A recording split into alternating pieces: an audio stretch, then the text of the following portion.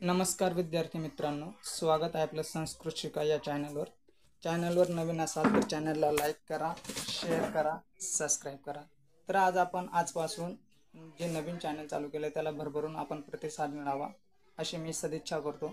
तर आज आपण संस्कृत का शिकायचं, कारण की आपण ज्याप्रमाणे हिंदी, मराठी, इंग्लिश किंवा अदर ज्या भाषा आहेत त्या भाषेमध्ये आपण संपूर्णपणे उत्तम प्रकारे ज्ञान मिळवतो आणि त्यामध्ये भाषा टीच करतो किंवा लर्न करतो। त्याच प्रकारे प्रत्येकाला वाटतं की मलाही संस्कृत बोलता यावं किंवा संस्कृतमध्ये संभाषण करता यावं, तर यासाठी हा छोटासा उपक्रम आपण राबवलेला आहे। या अंतर्गत आपण वैदिक संस्कृत शिकूयात आणि वैदिक संस्कृतामधील जे मूळ आहे, जे पाणिनींनी जे मूळ व्याकरण केलंय त्याचं पण आपण पुढे टॉपिक शिकणार आहोत। तर आपण सुरुवातीला जर संस्कृत शिकायचं म्हटलं तर संस्कृतामधील कोणतीही भाषा शिकायची म्हटली तर त्याचं मूळाक्षर हे शिकावं लागतात। जसं की मराठी शिकताना आई शिकतो आपण, त्याच प्रमाणे संस्कृतमध्ये आपण वर्णमाला शिकणार आहोत। त्या वर्णमालेमध्ये आईमध्ये जे आपले रू रू लू हे स्वर आहेत त्याचा आपण अभ्यास करणार आहे। तर आपला जो प्रथम पाठ असेल त्याचं नाव आहे वर्णमाला। वर्णमाला या टॉपिकमध्ये आपण पहिले शिकूयात स्वर हा।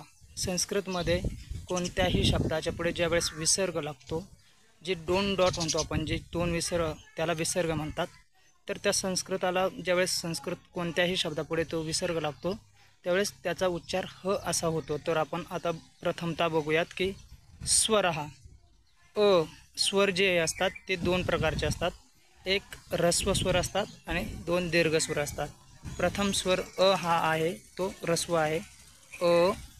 आ, ई, ई, उ, ऊ, रू, रू, ऋ, ए, ऐ, ओ, औ, अनुस्वार आणि विसर्ग। ज्यावेळेस संस्कृतामध्ये आपण आहा नाही म्हणत, तर मराठीमध्ये ज्यावेळेस आपण आहा म्हणतो त्यावेळेस संस्कृतामध्ये आपण त्याला अनुस्वार व विसर्ग असे म्हणतो। आणि व्यंजन आपले जे आहेत ते व्यंजन मराठीमध्ये टोटल व्यंजन आहेत किती आहेत तुम्ही कमेंट करून सांगा मला।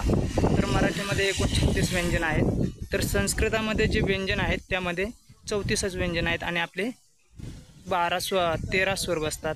13 स्वर आणि 36 असे टोटल आपले षटचत्वारिंशत् म्हणजे 46 आपले हे काय आहेत वर्ण आहेत। त्याला आपण काय म्हणतो, त्या स्वर आणि व्यंजन यांना दोघांना मिळून काय म्हटलं जातं, वर्ण म्हटलं जातं। तर आपण व्यंजन बघणार आहोत। क, ख, ग, घ। जो ड दिसतो त्याला ड म्हणत नाही, तर तसं संस्कृतामध्ये त्याचा उच्चार ग असा केला जातो, ग। त्यानंतर च वर्ग, च, छ, ज, झ, न। त्यानंतर ट वर्ग, ट, ठ, ड, ढ, न। त वर्ग, त, थ, द, ध, न। प वर्ग, प, फ, ब, भ, म। त्यानंतर य, र, ल, व, श, श, स आणि ह।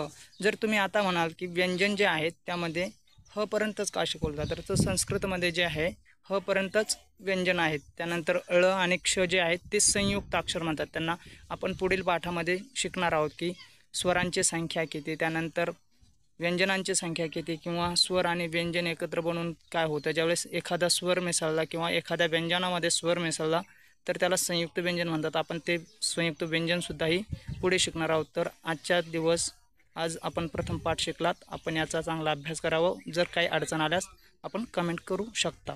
जर आपल्याला हे संस्कृत शिकण्याची आवड असेल तर चॅनलला लाईक करा, शेअर करा, सबस्क्राईब करा। भेटूयात पुढच्या व्हिडिओमध्ये। जय श्रीराम।